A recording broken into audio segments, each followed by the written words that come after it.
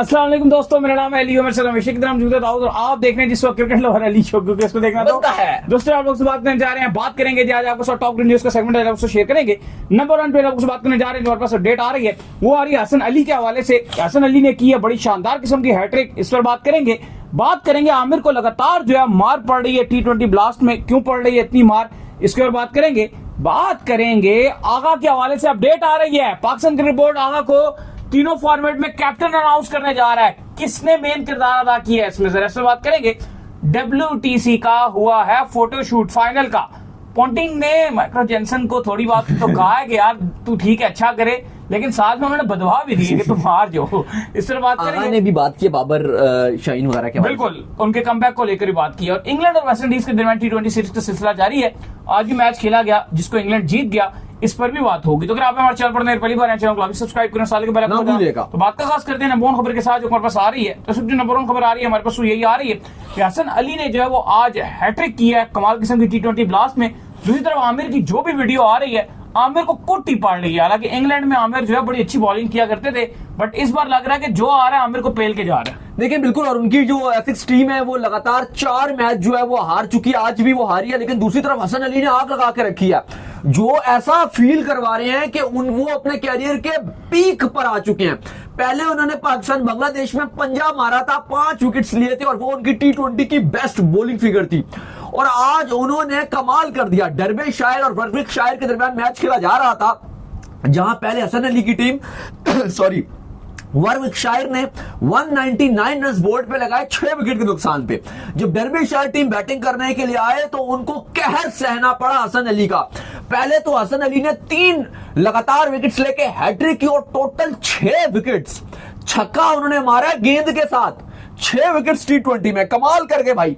सिर्फ 3 ओवर्स उन्होंने फेंके, 3.1 गेंद फेंकी, 23 रन देके 6 खिलाड़ी पवेलियन भिजवा दिए। कमाल की है, कमाल किस्म की जो उनकी बॉलिंग फॉर्म है वो अपने पीक पे जा रही है। अगर आपको याद हो तो चैंपियंस ट्रॉफी 2017 में भी हसन अली इंग्लैंड में बहुत बेहतरीन गेंदबाजी कर रहे थे और लग रहे हैं कि वो जो उनका जोबन था वो एक बार फिर से आ चुका है, अपना पीक ले चुके हैं हसन अली। और अली साहब कमाल कर रहे हैं, डर्बेशायर को तहस नहस कर दिया। 141 रन पर पूरी की पूरी टीम ऑल आउट कर दी 17 ओवर्स में। इस तरह से अपनी टीम वर्विकशायर को 58 रन से न सिर्फ मैच जितवाया बल्कि मैन ऑफ द मैच का अवार्ड भी हसन अली ले उड़े। बिल्कुल जी। खैर, इसके बाद जो हमारे पास अपडेट आ रही है वो आ रही है आगा के हवाले से। अपडेट आ रही है कि आगा को जो है पाकिस्तान क्रिकेट बोर्ड तीनों फॉर्मेट में जो कैप्टन अनाउंस करने जा रहा है। और खबरें ये है कि जैसे ईद की छुट्टियां खत्म होंगी इसके बाद पाकिस्तान क्रिकेट बोर्ड जो ये अनाउंसमेंट कर देगा। और इसमें जो रीजन बताई जा रही है वो एक तो ये बताया जा रहा है कि माइक हसन ने आगा को बैक किया है, चेयरमैन मोहसिन नकवी बहुत खुश है। और मेन जो रिजवान को हटाने की जो रीजन बताई जा रही है वो आकिब जावेद का जो इन्फ्लुएंस है उसको लेकर जो है उनको हटाया जा रहा है, क्योंकि आकिब जावेद ने बड़ा नेगेटिव बयान दिए हैं रिजवान को लेकर। उन्होंने ये बताया कि जिस तरह से उन्होंने सारी रिस्पॉन्सिबिलिटी जो है अपने से हटाकर जो मैनेजमेंट पर डाली और फिर ओपनली उन्होंने जो है चैंपियन ट्रॉफी में मैनेजमेंट को, PCB को क्रिटिसाइज किया कि मेरे पास कोई इख्तियार नहीं है, जिसका जो है तमाम तरह उन्होंने हर तरह सोशल मीडिया पे हर चीज का इस्तेमाल करते उन्होंने फैलाया। तो इस वजह से आकिब जावेद उनसे बड़े सख्त नाखुश है। और आकिब जावेद ने भी जो है वो आपके चेयरमैन को कहा है कि आप आगा को जो है वो अनाउंस कर दीजिए। देखिए वजह ये बन रही है कि जो पाकिस्तान क्रिकेट बोर्ड की टीम मैनेजमेंट थी वो ये चाह रहे थे कि रिजवान को खुली छूट हमने दी थी। सिलेक्शन में भी रिजवान की पूरी बात मानी गई थी, जो चैंपियंस ट्रॉफी का स्क्वाड है। बाद में वो बेशक वो जो भी उन्होंने कहा कि मुझे उतनी इनपुट नहीं मेरी शामिल की जा रही थी या मेरे पास उतने इख्तियार नहीं थे, लेकिन आकिब जावेद का मानना यह कि उनको खुली छूट दी गई थी जो एक कप्तान को दी जाती है कि अगर आप किसी प्लेयर को चाहते हो वो हम आपको देंगे। हर चीज उनकी मानी गई थी, प्लेइंग 11 के हवाले से भी उनकी पूरी इनपुट ली जा रही थी और वही टीम को चला रहे थे क्योंकि वो कप्तान थे और क्रिकेट में कप्तान का बहुत रोल होता है, तो उनको पूरे इख्तियार दिए गए थे। लेकिन बाद में चैंपियंस ट्रॉफी में जब पाकिस्तान बुरी तरह हारा, भारत से भी हारा और न्यूजीलैंड से भी हारा और पाकिस्तान बिल्कुल ऑलमोस्ट एंड पर पाकिस्तान ने एग्जिट किया था, तो वजह यह बताई गई कि रिजवान ने जिम्मेदारी नहीं ली गई। अब कहा जा रहा है, जो हम कल भी आपसे जुड़े थे, हम ये बात कर रहे थे, 3 दिन पहले भी हम बात कर रहे थे कि जो सलमान अली आ गए उनको सबसे बड़ा जो फेवर दिया जा रहा है वो आपके PCB चेयरमैन मोहसिन नकवी की तरफ से दिया जा रहा है। क्योंकि जब शदाब और आगा 2 कप्तान के कैंडिडेट से तो मिसबाउल हक, सरफराज अहमद, आपके सकलैन मुश्ताक, सब ने जो वोट दिया था कप्तानी के लिए वो शदाब के लिए दिया था। लेकिन उसके बावजूद सिर्फ एक वहाब रियाज थे जिन्होंने चेयरमैन मोहसिन नकवी को बोला कि आगा को आप कप्तान बनाए, तो उसके बाद चेयरमैन मोहसिन नकवी ने आगा को कप्तान बनाया।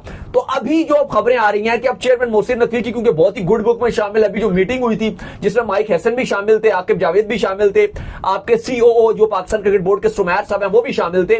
वहां पर जो आपके हेड कोच है माइक हसन, वो भी बड़े कंफर्टेबल नजर आते हैं। इस्लामाबाद यूनाइटेड में भी आगा के साथ थे और उन्होंने भी आगा को कहा कि बड़ी अच्छी और एक मॉडर्न T20 क्रिकेट को खिला रहे हैं। जो आगा की कोर चीज पसंद आई है वो क्लियरिटी पसंद आई है कि आगा बहुत क्लियर है, चाहे वो अपने खिलाड़ियों को लेकर हो, चाहे वो जिस ब्रांड की क्रिकेट खेलना चाहते हैं, बहुत क्लियर वे में रहते हैं। तो अब पाकिस्तान क्रिकेट बोर्ड ये सोच विचार कर रहा है और पॉसिबल ये नजर आ रहा है कि जो ईद के बाद आपको पता है कि कप्तान टेस्ट का अनाउंस करना है, वैसे तो टाइम है, ओडीआई में तो आगा को कप्तानी यकीनन तौर पर दी जा रही है और अब जो टेस्ट की कप्तानी है वो भी आगा के रास्ते क्लियर नजर आ रहे हैं। याद रहे कि जो मुकाबला चल रहा है टेस्ट की कप्तानी में अभी तक वो सऊद शकील और आगा की है, लेकिन मुझसे अगर आप पूछोगे तो मैं ये आपको, मेरा पर्सनल मानना यह है कि आप आगा को T20 और ओडीआई तक रखिए, बड़ी अच्छी कप्तानी कर रहे हैं, उनको फिलहाल चलने दीजिए।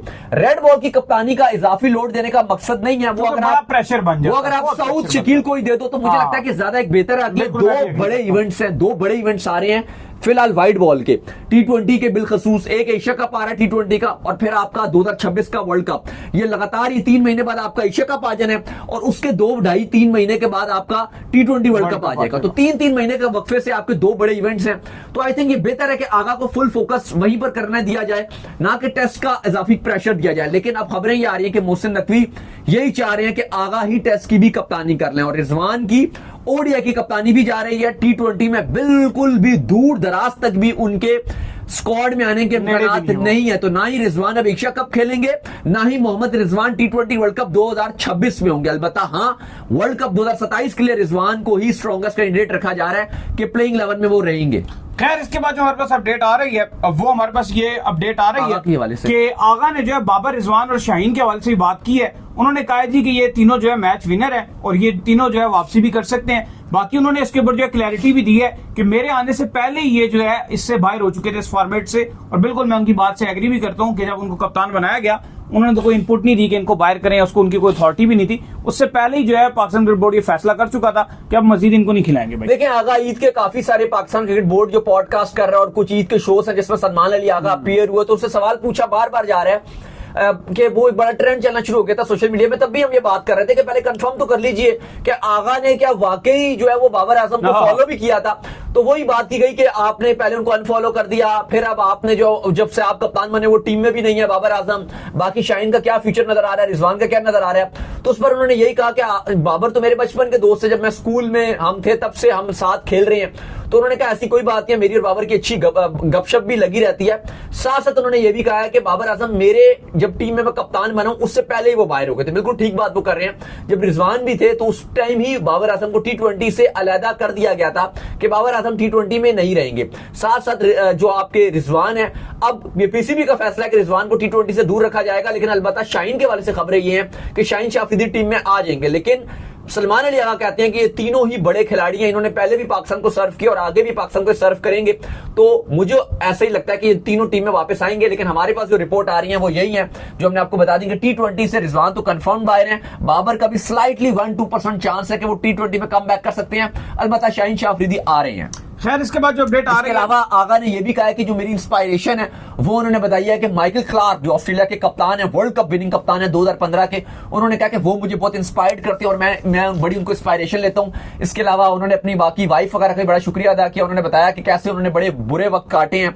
एक टाइम पर वो रेंट के घर में रहते थे और वो भी 3 पोर्शंस थे और 3 में से वो बीच वाले पोर्शन में रहते थे, ऊपर भी एक फैमिली रहती थी, नीचे भी एक फैमिली रहती थी। तो काफी उन्होंने बुरा वक्त भी काटा, लेकिन अब वो काफी अच्छे टाइम से गुजर रहे हैं। खैर, इसके बाद जो अपडेट आ रही है वो आ रही है WTC के हवाले से। तो WTC का जो है फोटोशूट हुआ, आपको पता है कि फिनाले होने जा रहा है WTC का, जो पूरी साइकिल चली उसमें जो है साउथ अफ्रीका और ऑस्ट्रेलिया जो है वो आमने सामने है। तो पोंटिंग ने जो मैक्रो जेंसन है उनको जो है वो कहा कि मैं ये चाहता हूं कि आप जो है वो अच्छा भी करें, लेकिन साथ में उन्होंने ये भी कहा कि मेरी ये ख्वाहिश भी है कि बट आप हार जाएं।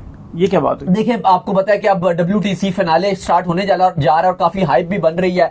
11 जून से 15 जून तक ये लॉर्ड्स लंदन में खेला जाएगा। काफी हाइप भी बन रही है। लेकिन अली साहब जो मजेदार बात थी वो ये थी कि रिकी पॉन्टिंग ने बड़ी मजेदार बात की। उन्होंने माइकल जॉनसन को जब वो आईपीएल छोड़कर जा रहे थे तो उन्होंने उनसे कहा, ये माइकल जॉनसन ने खुद बताया कि उन्होंने कहा कि मैं उम्मीद करता हूं कि आप अच्छा खेलेंगे, लेकिन मैं साथ ये भी उम्मीद करता हूं कि आपकी जो टीम है वो हार जाएगी। वो उसकी वजह जेन्युइन है क्योंकि रिकी पॉन्टिंग ऑस्ट्रेलिया के, और ये ऑस्ट्रेलिया और साउथ अफ्रीका का खेला जाएगा मैच।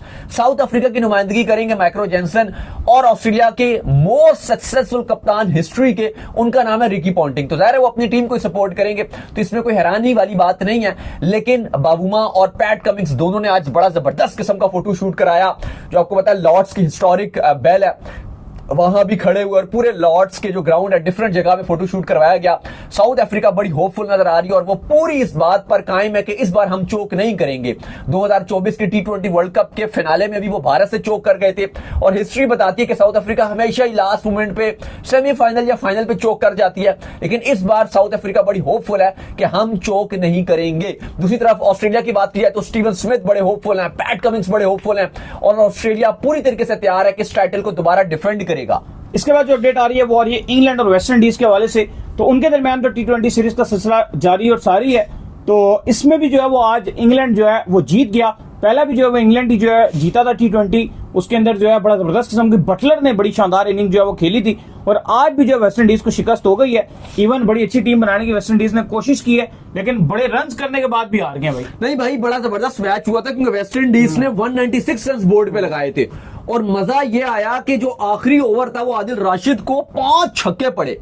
आदिल राशिद को 5 छक्के मारे जिसमें होल्डर ने तहस नहस करके रख दिया और बाकी भी कमाल किस्म की आपको होके हुई और ये इंग्लैंड की तारीख के सेकंड वर्स्ट बॉलर बन गए हैं। 5 छक्के खाए, ये सेकंड वर्स्ट बॉलर है। इससे पहले आपको पता है कि 2007 का जो T20 वर्ल्ड कप था वो स्टूअर्ट ब्रॉड को 6 छक्के लगे थे जो युवराज सिंह ने मारे थे। वो वर्स्ट इंग्लैंड के बॉलर ने T20 में और सेकंड वर्स्ट बॉलर अब आदिल रशीद आज बन गए हैं।